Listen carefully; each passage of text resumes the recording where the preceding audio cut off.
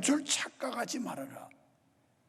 너희가 혈통적 조상 때로부터 믿어서 하나님의 선민의 반열에 섰을지라도 믿지 아니하면 너희는 버림받는다. 이게 오늘 주된 내용이에요. 그런데 사도 바울도 신약 로마서 2장 28절에서 이렇게 말씀해요. 다 함께. 대저 표면적 유대인이 유대인이 아니요 표면적 육신의 할례가 아니니라. 아멘. 표면적 그리스도인. 오늘 이 땅에 표면적 그리스도인 아주 많습니다. 주일날 되면 교회 왔다 가요. 그리고 정해진 시간에 짜여진 틀에 따라서 형식에 따라 예배를 하고 가요. 그런데 그 안에 하나님의 영이 없고 그 중심에 여호와를 앙망하고 소망하는 그런 영성이 없는 그런 예배, 이게 표면적 유대인들이에요. 오랜 관습 속에서 몸에 배이는 습관적으로 왔다 가면서 우리는 큰 위안을 삼아요. 나 오늘도 주일 예배 드리고 왔다고. 그런데 과연 우리의 예배가 하나님이 받으심직한 예배를 드리고 있느냐는 문제예요. 그냥 이 자리에 앉았다 갔다고 예배자로 성공한 게 아니라는 말입니다. 요새 말로 말하면 명목상 그리스도인이에요. 목사라는 이름을 가지고 있고 장로, 권사, 집사라는, 그리고 성도라는 이름을 가지고 있지만 실상은 주님과 거리가 먼 사람. 이제 본문을 살펴보면서 은혜를 나누어 보겠습니다. 먼저 1절로 7절 말씀 가운데 불신자는 버림받는다는 거예요. 당연하지요. 요한복음 3장 16절에서 하나님이 세상을 이처럼 사랑하사 독생자를 주셨는데 누구든지 저를 믿는 사람, 예수 그리스도를 믿는 사람만이 멸망하지 않고 영생에 이르게 된다 그랬어요. 믿어야 구원받는다는 겁니다. 교회 다녀서 구원받는 게 아니고 믿어야만 구원받을 수 있다라는 거예요. 자, 선지자는 하나님의 계시를 받아 당당하게 불신 유대인들을 향해 멸망을 선포하였습니다. 그리고 이스라엘이 하나님으로부터 구원받지 못하고 심판받을 수밖에 없는 이유를 소상하게 밝히고 있어요. 그들의 행위가 어땠느냐? 3절에 동산에서 제사하며 벽돌 위에서 분향했다고 말씀하는데, 동산은 우상숭배의 하나로 동산 위에 나무, 토템, 그러니까 미신을 섬겼다는 겁니다. 오늘 우리가 하나님 앞에 예배는 하지만 아직도 우리의 사고방식에 미신적인 요소를 가지고 있다는 거예요. 벽돌 위의 분향은 다듬지 않은 돌로 쌓은 제단 외에 다른 이방 풍속에 따른 제단에서 향을 불사르는 행위, 일종의 우상숭배를 말하는 겁니다. 우리가 신앙생활하면서 전능하신 여호와를 경외하는 마음보다 우상숭배하는 마음들이 많다라는 거예요. 자, 출애굽기 20장 24절 한번 보겠습니다.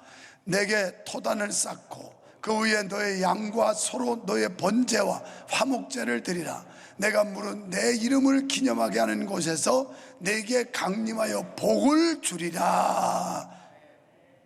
내 이름을 기념하게 하는 곳. 오늘 여러분 교회를 하나님이 세우심인 줄 믿으시면 아멘 합시다. 이곳에서 내게 복을 주겠다, 이렇게 말씀해요. 자, 오늘 우리의 예배가 전지전능하신 편지하신 하나님 앞에 어디서나 할 수 있어요. 그러나 하나님이 지정하신 곳이 이렇게 소중하다는 거예요. 우리가 2년 동안 코로나 사태를 겪으면서 똑똑하고 잘난 척하고 타협하는 목사들이 비대면 예배도 다 예배라, 하나님께 영광이 된다, 이딴 소리로 호도하고 왔어요. 부득이해서 이 연병과 같은 전염병, 코로나 바이러스, 우한에서 시작된 이 폐렴 때문에 부득이 무기하게 국민의 안전과 그리고 성도들의 건강을 위해서 우리가 자중자재할 수는 있었지만 그게 정당화는 아니란 말이에요. 예배는 반드시 모여서 드리게 돼 있어요. 구약도 마찬가지, 신약도 마찬가지예요. 교회 대동이라고 할 수 있는 오순절 초대교회 모습을 봐도 모이는 거예요. 모여야 예배가 돼. 그러면 모여서 우리의 개혁주의 교회에서는 말씀에 가장 큰 비중을 두고 핵심을 둡니다. 그러나 그 못지않게 또 중요한 게 코이노니아, 성도의 교제예요. 그리고 은혜 받은 바대에서 주를 위해서 봉사하고 헌신하는 행위, 이 모든 것이 종합적으로 어우러져서 하나님 앞에 예배가 되고 영광이 되는 겁니다. 지난 추수감사주를 계기로 해서 교회가 많이 회복하고 교육부서가 회복하다가 지금 찬물을 확 끼얹어 버렸어요. 호들갑들 떨지 말아요. 난리들이야. 양성 환자가 다녀가는데 왜 교회가 빠르게 대처를 안 해줬느냐 어쨌니. 뭘 빠르게 대처해줘. 보건당국에서 4시에 연락 왔는데.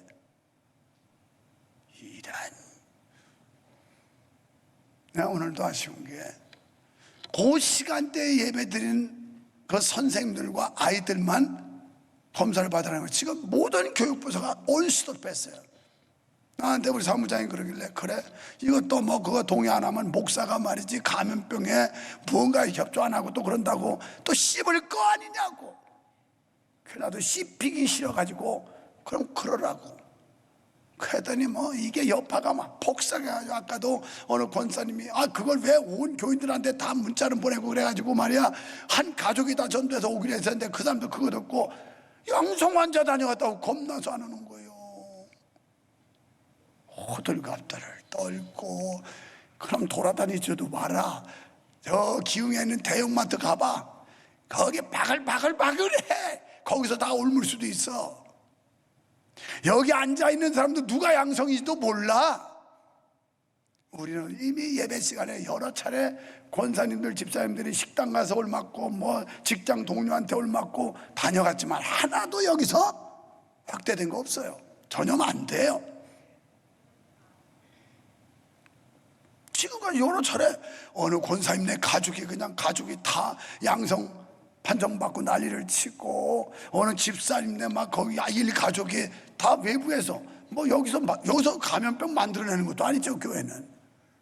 그런데 그래도 한 사람도 그것 때문에 감염된 사람이 아직까지 한 사람도 없다니까. 우리 교회는 그만큼 완벽하게 잘하고 있다고. 어제 CCTV를 내가 받아봤더니 저 넓은 2층 교육관에 한 60명 들어가서 그까지 이슬람 보이지도 않아요. 거기에 거기도 1000명쯤이나 들어가야 바글바글하지. 그 60명에서 이슬람. 그리고요 이게 잠복기가 얼마나 가나 내가 인터넷 찾아봤어요. 그랬더니 평균 2일에서 5일 정도 잠복하다가 이게 나타난대요. 길어야 일주일. 그리고 특별한 경우 14일까지 이렇게 잡는 거예요. 지금 우리는 지난주면요 오늘 8일째예요. 8일째. 아무도 미어있는 데도 없고 거기서 예배드린 아이들 아무도 문자드리는 게 없는데 지금 다 올 수도 뺐더니 그냥 교회가 마비돼버리고 폭탄 맞아가지고 지금 비참하게 됐어. 교회가 이 소문 나가지고 명성교회 양성 환자 나왔다고. 여기서 나왔나? 다른 데서 옮아가지고 왔다 간 거지. 그래서 내가 마스크 철저히 쓰고 안전수칙만 지키면 괜찮다고 하는 거예요. 괜찮다고. 이미 우리가 그 과정을 많이 겪었잖아요. 다 여기 와서 예배 드리고 왔는데도 괜찮았다니까. 그래서 그거 듣고 우리 손녀 지우 어젯밤에 병원을 데리고 가서 검사 맡았어요. 그것도 중환자실에 들어가는 걸로 해가지고 맞는 거야. 중환자실. 그래가지고 검사는 공짜인데 중환자실 이용료 해가지고 돈을 3만 원을 받는 거예요. 오늘 저 음성 판정. 우리 지우 담임 선생님이라고 양성 반응 나오니까 가장 가까이서 접촉할 수 있는 아이가 우리 손녀딸이었다고. 음성 나왔어요. 괜찮아요. 너무 호들갑 떨지 말아요. 호들갑 떨지 마라. 가가지고 뭐 또 나한테 들려오는 소리가 왜 교회가 빠르게 대처를 안 해줬느냐, 뭐 어쩌느냐. 아이고, 보건소가 4시에 연락 왔어. 어쩌란 말이야. 그래서 나보고, 응? 이래 안 되는 소리 호들갑을 떨고 난리를 치고. 아이고 그 입 있으면 전도나 열심히 하고 기도나 열심히 해. 그럴 때일수록 의원이 대처하는 거야. 의원이. 할렐루야. 무슨 대면이나 비대면이나 따지지 말고 모여야 되는 거예요. 모여야 되는 거야. 어쩔 수 없이 우리가 양보했지만 모여야 되는 거야. 그러더니 오늘 한수 집사님이 너무 안타까워요. 장문의 문자를 또 보냈어. 목사님, 다니엘의 어인이 찍힌 걸 알고도 하루에 3번씩 목숨을 걸고 기도했는데 이렇게 교회가 쉽게 흔들리는 데 대해서 좀 아쉽다고 뭐 이런 식의 문자가 쭉 온 거예요. 뭐 사람들이 많이 다 각각 생각이 다르겠죠. 다르겠으나, 자, 오늘 이스라엘 백성들이 명목상 그리스도인으로서 할 행위는 했는데 하나님이 안 받으시는 그런 제사였어요. 하나님 받지 않는다는 거예요. 왜? 4절에 보면 돼지고기 먹고 부정한 음식 제사에 국그릇에 담았다. 당시 구약시대 돼지고기는 부정한 음식, 부정한 동물입니다. 여러분 뭐 안 하고 해도 드시고 뭔 해도 드시고 할 텐데요, 장어도 잡수고 뭐 스테미너 식품이라고 난리 칠 텐데 그거 다 반칙에 구약으로 하면. 구약에는 색임질을 해야 되고 굽이 갈라져야 돼요. 굽이 갈라져도 색임질 안 하면 먹으면 안 됐고, 색임질 하지만 굽이 안 갈라지면 먹어도 안 됐고, 또 비늘이 없는 거 먹으면 또 안 됐어요. 지금 우리 뭐 오겹살, 삼겹살 막 불판에 구워서 신나게 먹고 있잖아요. 그 구약적으로 하면 다 반칙이에요. 어쨌든 이런 때 이들은 부정한 행위를 했다는 거예요. 부정한 음식을 제사 제물로 드렸으니 하나님의 진노를 피할 수가 없는 이런 행위였어요. 그러면서 5절에 보면 온갖 교만을 다 떨었습니다. 또 사람에게 이르기를 너는 내 자리에 섰고 내게 가까이 하지 말라, 나는 너보다 거룩함이니라 하니는 이런 자들은 내 코에 연겨 종일 타는 불이로다. 자기 혼자 자기 도취에 빠진 것. 오늘 여러분, 자기 도취에 빠지면 망해요. 성령에 취해야지 자기 도취에 빠지면 안 돼요. 자기가 굉장한 존재로 착각을 해.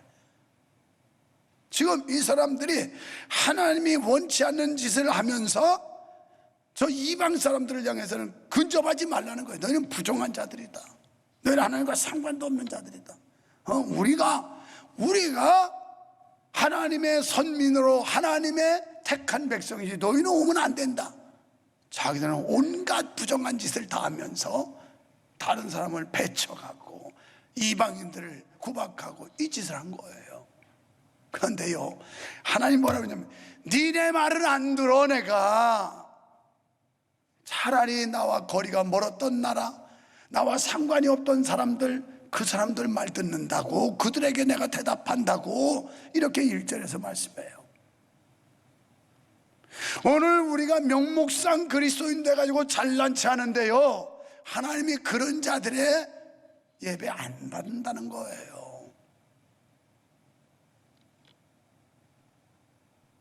여러분, 바로 이게 포로 생활하는 유대인들의 죄 몫이었습니다. 이런 자들이 하나님의 구원을 받으리라고 생각하십니까? 못 받습니다. 이사야 3장 10절에 하나님은 이렇게 말씀해요. 다 함께 너희는 의인에게 복이 있으리라 말하라. 그들은 그 행위의 열매를 먹을 것이며 악인에게는 화가 있으리니 화가 있을 것은 그 손으로 행한 대로 보응을 받을 것임이니라. 아멘. 갈라디아서 6장 7절에 보면 사람이 무엇으로 심든 심는 대로 거둔다는 거예요. 심는 대로. 우리 잘 심어야 돼요. 8절로 16절에 믿음을 지킨 남은 자는 구원을 받습니다. 그러면서 선지자는 불신 유대인들의 심한 경고 전에 오히려 하나님을 전혀 알지도 못하는 이방인들 가운데 구원의 반열에 들어올 자가 있다라고 1절에서 말씀을 해요. 그러니까 이 말씀을 냉정히 말하면 지금 믿는다고 자부하고 떠드는데 잘못하면 우리는 버림당하고 늦게 믿은 사람들, 이런 사람들이 오히려 구원받는 일이 벌어진다는 거예요. 정작 하나님의 택함 받았던 이스라엘은 우상 숭배로 등을 돌렸는데 이방인들이 하나님을 찾았고 하나님은 그들의 호소에 응답하셨다는 겁니다.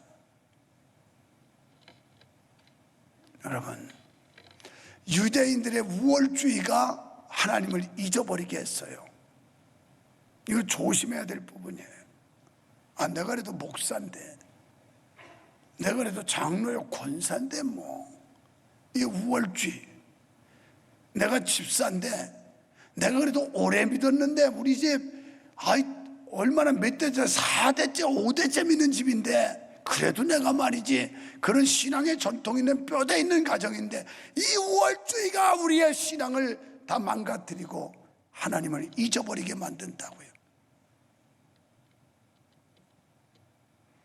여러분, 신앙 경력 자랑하지 마세요. 우리가 몇 대째, 그런 거 자랑하지 말고 지금 잘 믿는 거 자랑하세요. 오래 믿은 거 자랑하지 말고 지금 잘 믿는 거 자랑하세요. 옛날 타령하지 말고 지금 현재를 자랑하세요. 그게 사는 길이에요.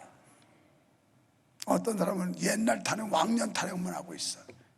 옛날에 내가 이렇게 했고 저랬고, 다 쓸데없어, 필요 없어요. 거기에 자기도 죄에 빠져서 신앙 다 타락한 거예요. 하나님 다 멀리해버리고 주님과 상관도 없는 삶을 살아가면서 마치 잘 믿는 것처럼 이렇게 부정하고 불의한 이런 제사를 드리면서 우리는 그래도 하나님의 선민이야, 우리는 하나님의 택한 백성이야, 우리는 조상 대대로 믿는 거야, 너희들 이방인들은 범접하지 말아라, 이러고 큰 소리 쳐서 이걸 책망하고 있는 거예요.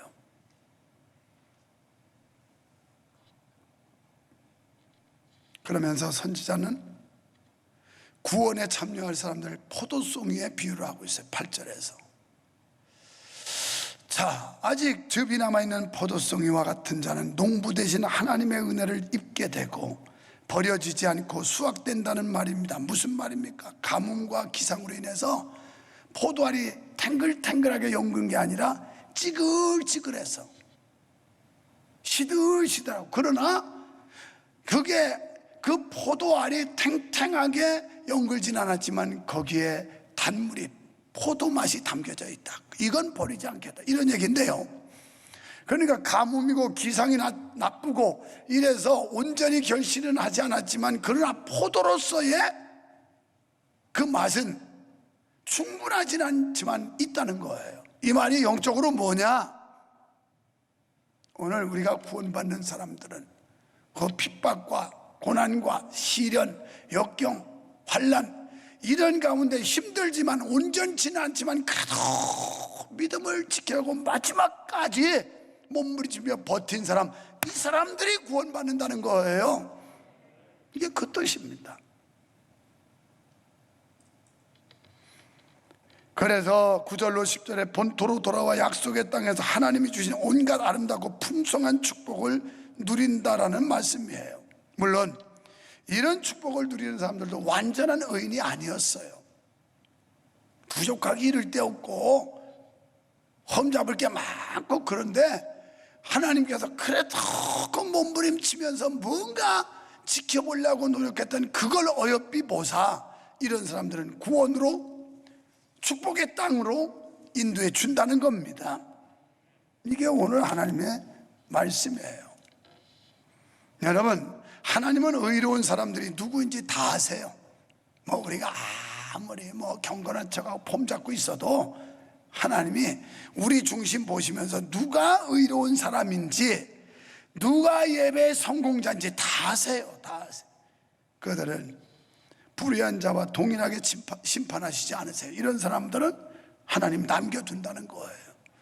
이런 사람들은 하나님이 보존한다는 겁니다. 엘리야가 활동하던 시대에도 마찬가지예요. 우상이 만연하고 이방 신들이 창궐 하고, 그리고 이방 선지자가 판을 치고, 이럴 때 갈멜산에서 엘리야가 기도해서 하늘에 불을 끌어내리는, 불로응답하는 놀라운 엄청난 역사를 통하여 바알과 아세라 선지자 850명을 진멸시켜요. 그런데요, 성공한 후에 허탈감, 뭔가 이뤘다고 생각하는데 그 뒤에 오는 허탈감. 엘리야가 그렇게 엄청난 기적을 이뤘는데, 그는 결국 이세벨이라는 여자가 칼을 들고 추격시키고 그의 목숨을, 생명을 노린다는 것 때문에 도망가요. 로뎀나무 밑에서 쉬면서 뭐라고 그래요? 여호와여, 이제 내가 할 거 다 했으니 내 영혼을 거두어 주십시오. 내가 사명 다 감당했으니 나를 데려가 주십시오. 지금 이 땅에 하나님이 알듯이 하나님의 진리를 지키고 믿음을 끝까지 지킨 자 나 하나밖에 없습니다, 이래요. 그랬더니 하나님 뭐래요? 야야, 착각하지 마라. 너 말고도 바알에게 무릎 꿇지 않은 7,000명이나 더 있다. 이게 하나님의 대답이었어요. 우리 하나님 앞에 건방 떨 거 없어요.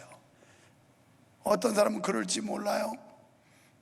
나 아니면 말이야, 우리 교회가 어쩌고 저쩌고 그런 소리 하지 마요. 이거 하나님의 교회야.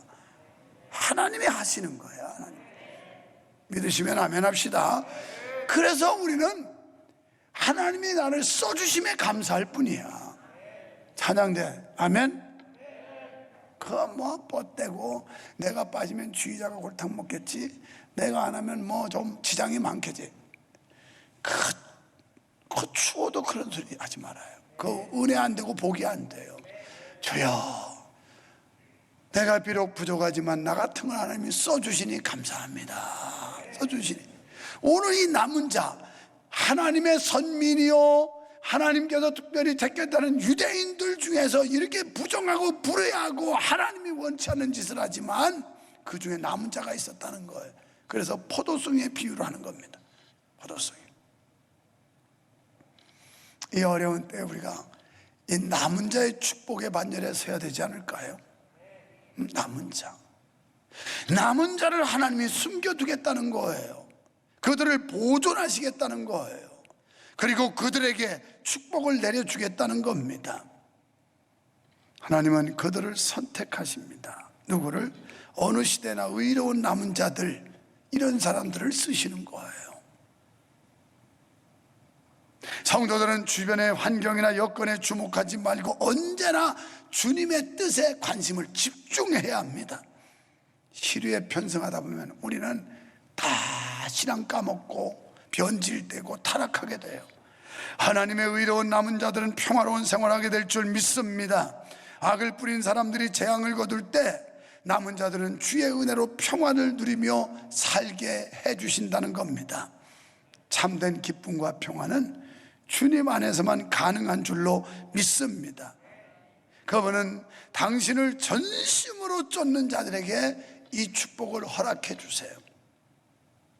여러분이 우리 교회 온 지 오래될수록 겸손해야 돼요. 내가 그래도 말이야, 내가 명성교회 역사와 같이 한 사람이고 이 자기 도치, 이게 우리 신앙을 다 망하게 하는 거예요. 망하게. 오히려 오랜 역사를 같이 했으면 더 겸손한 마음으로 주님 앞에 낮아질 때 존경받고 높임을 받지. 그 행사를 하면서 그래도 나 정도는 알아줘야지 말이야, 내 말빨이 안 먹혀. 뭐 네 말빨이 먹히냐? 하나님의 말빨이 먹혀야지. 안 그래요? 아니, 하나님의 말빨이 먹혀야지 사람 말빨이 먹혀도 되겠어요? 안 되죠. 안 되죠. 그러면 사람의 교회가 돼버리죠. 세 번째, 17절로 25절에 구원받은 자들에게 새하늘과 새 땅의 축복을 주신대. 여기는 눈물도 없고 다툼도 없고 미움도 없고 질병도 없고 한숨도 없고 이런 새하늘과 새 땅을 지금 결론적으로 말씀하는 끝까지 믿음을 지키고 하나님을 온전히 경외하고 이런 사람들에게 하나님이 주실 축복이 바로 새하늘과 새 땅의 축복이에요.